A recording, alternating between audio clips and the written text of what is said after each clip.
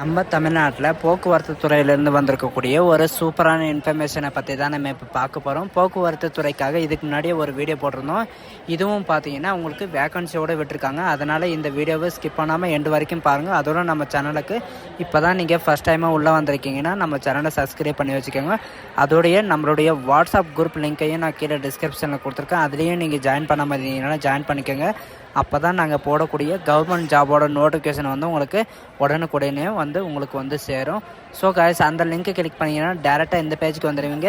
இந்த ஜாபோட official notification and apply பண்ணுற லிங்க்கும் நான் கீழே டிஸ்கிரிப்ஷனில் கொடுத்துருக்கேன். அந்த லிங்க்கை கிளிக் பண்ணிங்கன்னா டேரெக்டாக இந்த பேஜுக்கு வந்துடுவீங்க. இதுதான் நம்மளுடைய அஃபிஷியல் நோட்டிஃபிகேஷன். இது டேரெக்டாக எங்கேருந்து வந்திருக்குன்னு பார்த்தீங்கன்னா தமிழ்நாடு பப்ளிக் சர்வீஸ் கமிஷன், அதாவது டிஎன்பிஎஸ்சியில் தான் உங்களுக்கு இந்த வேக்கன்சி விட்டுருக்காங்க.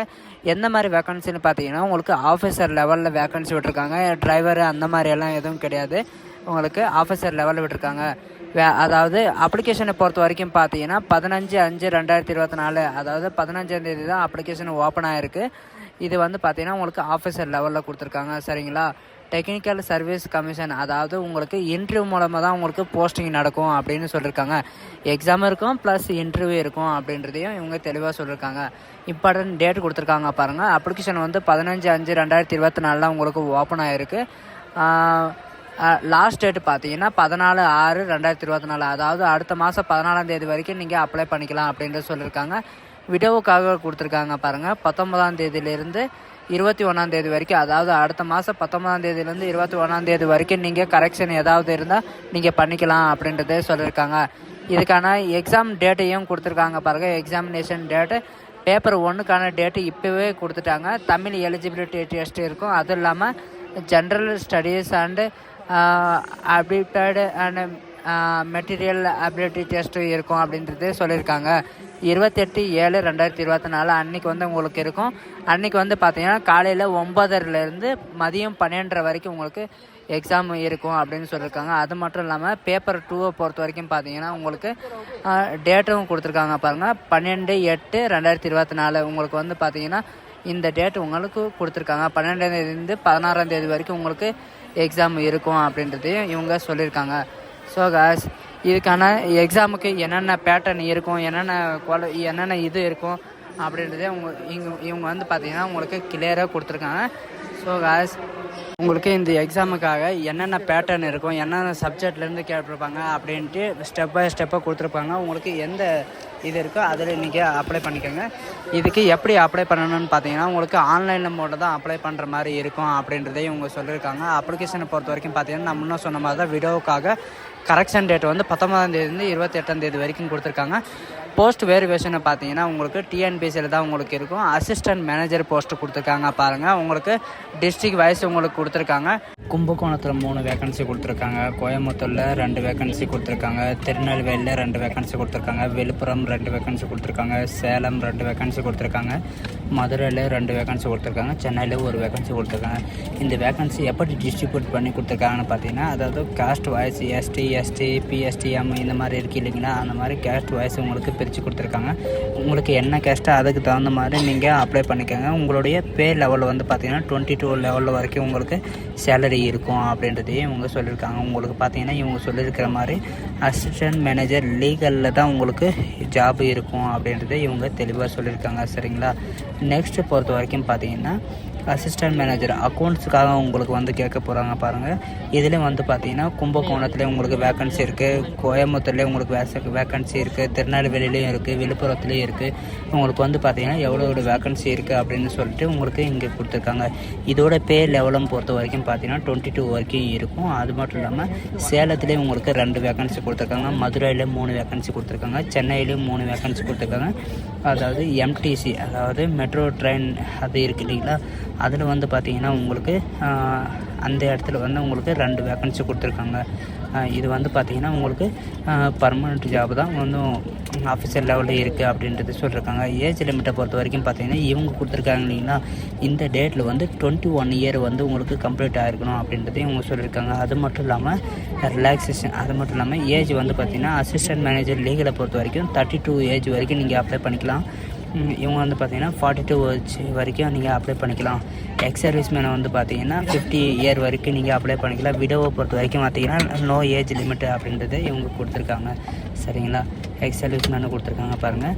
அசிஸ்டன்ட் மேனேஜர் அக்கௌண்ட்ஸை பொறுத்த வரைக்கும் பார்த்திங்கன்னா நீங்கள் 32 இயர் வரைக்கும் நீங்கள் அப்ளை பண்ணிக்கலாம் அப்படின்னு சொல்லியிருக்காங்க. வித் இயர் வந்து பார்த்திங்கன்னா 42 இயர் வரைக்கும் நீங்கள் அப்ளை பண்ணிக்கலாம். எக்ஸ் சர்வீஸ் மேன் வந்து பார்த்திங்கன்னா 50 இயர் வரைக்கும் நீங்கள் அப்ளை பண்ணிக்கலாம் அப்படின்னு சொல்லியிருக்காங்க.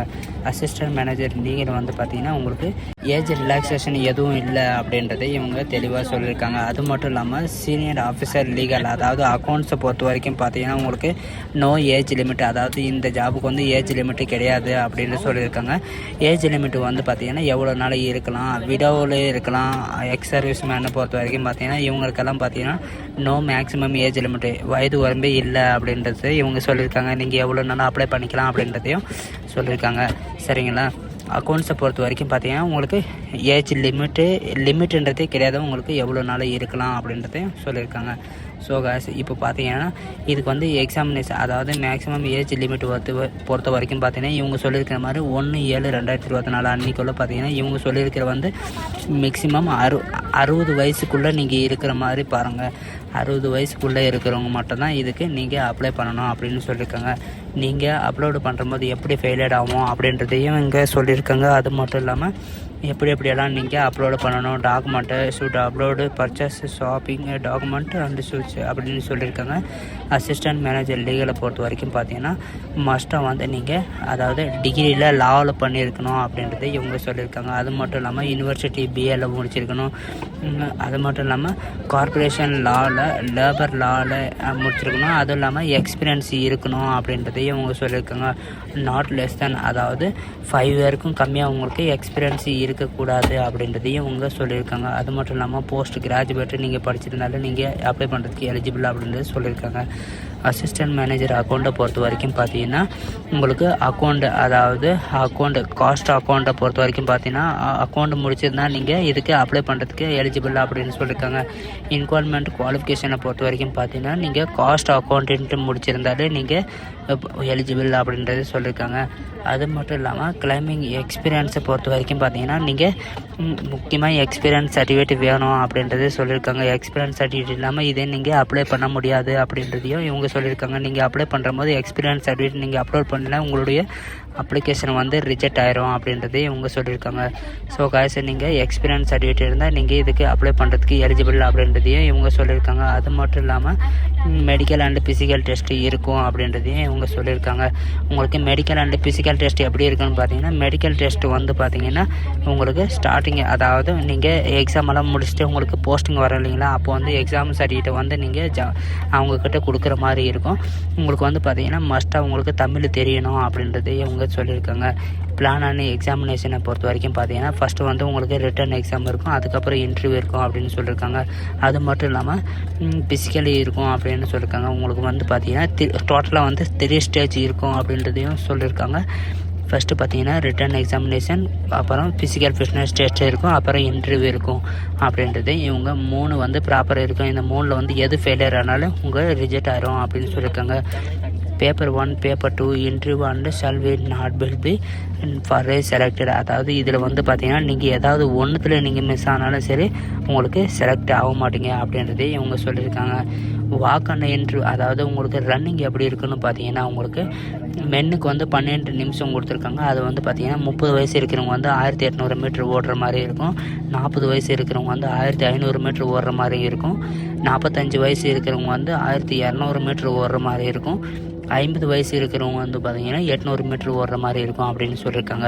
உமனை பொறுத்த வரைக்கும் பார்த்தீங்கன்னா உங்களுக்கு 8 நிமிஷம் வரைக்கும் உங்களுக்கு ரன்னிங் இருக்கும் அப்படின்னு சொல்லியிருக்காங்க. 1000 மீட்டர் வந்து பார்த்தீங்கன்னா உங்களுக்கு 30 வயசு இருக்கிறவங்களுக்கு வந்து இருக்கும், 40 வயசு இருக்கிறவங்களுக்கு வந்து பார்த்தீங்கன்னா 800 மீட்டர் இருக்கும், 45 வயசு இருக்கிறவங்களுக்கு வந்து 600 மீட்டர் இருக்கும் அப்படின்னு சொல்லியிருக்காங்க. அது மட்டும் இல்லாமல் 50 வயசு இருக்கிறவங்களுக்கு வந்து 400 மீட்டர் இருக்கும் அப்படின்னு சொல்லியிருக்காங்க. உங்களுடைய எக்ஸாம் பேட்டர்ன் எப்படி இருக்குன்னு பார்த்தீங்கன்னா அதாவது exam paper 1 part A part B உங்களுக்கான டைம் எல்லாம் கொடுத்துருக்காங்க பாருங்கள். பார்ட் 1 பார்ட் அதாவது பார்ட் 1 பார்ட் ஏவும் பார்ட் பியை பொறுத்த வரைக்கும் பார்த்தீங்கன்னா உங்களுக்கு 3 ஹவர், அதாவது எக்ஸாம் ஹவர் வந்து 3 ஹவர் இருக்கும்.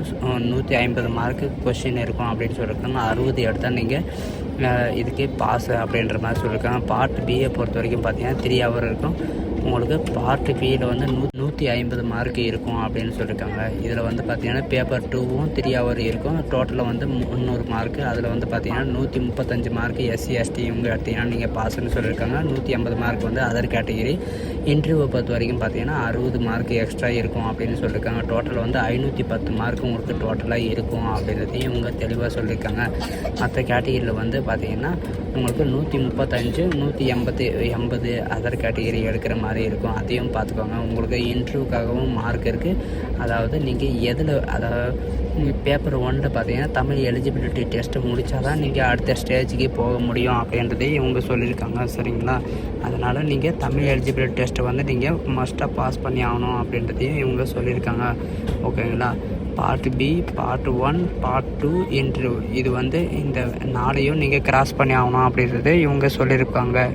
அசிஸ்டன்ட் மேனேஜர் லீகலை பொறுத்த வரைக்கும் பார்த்தீங்கன்னா நீங்கள் லா படிச்சிருந்தாலே எலிஜிபிள், அப்படி இல்லைன்னா நீங்கள் டிகிரி படிச்சிருந்தாலே எலிஜிபிள் அப்படின்னு சொல்லியிருக்காங்க. அது மட்டும் இல்லாமல் அக்கௌண்ட்டை, அதாவது அசிஸ்டன்ட் மேனேஜர் அக்கௌண்ட்டை பொறுத்த வரைக்கும் பார்த்தீங்கன்னா நீங்கள் ஃபைனான்சியல் காஸ்ட் அக்கௌண்ட்டை முடிச்சிருந்தா ஓகே அப்படின்ற மாதிரி சொல்லியிருக்காங்க. அப்படி இல்லையா நீங்கள் போஸ்ட் கிராஜுவேட்டில் நீங்கள் டிகிரி முடிச்சிருந்தால் நீங்கள் இதுக்கு அப்ளை பண்ணுறதுக்கு எலிஜிபிள் அப்படின்றது இன்னொரு ஆப்ஷன் கொடுத்துருக்காங்க. சரிங்களா?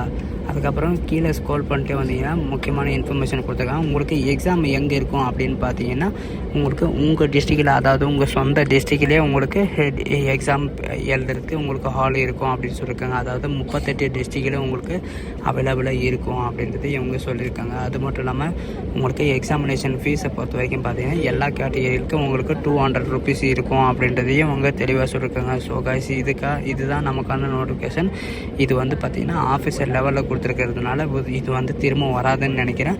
அதனால் நீங்கள் யார் இதுக்கு எலிஜிபிளாக இருக்கீங்களோ அவங்க இதுக்கு அப்ளை பண்ணி பயனடைங்க. ஸோ கைஸ், இந்த வீடியோ உங்களுக்கு பிடிச்சிருந்தா உங்கள் ஃப்ரெண்ட்ஸ் அண்ட் ஃபேமிலிக்கு கண்டிப்பாக ஷேர் பண்ணுங்கள். தேங்க்யூ.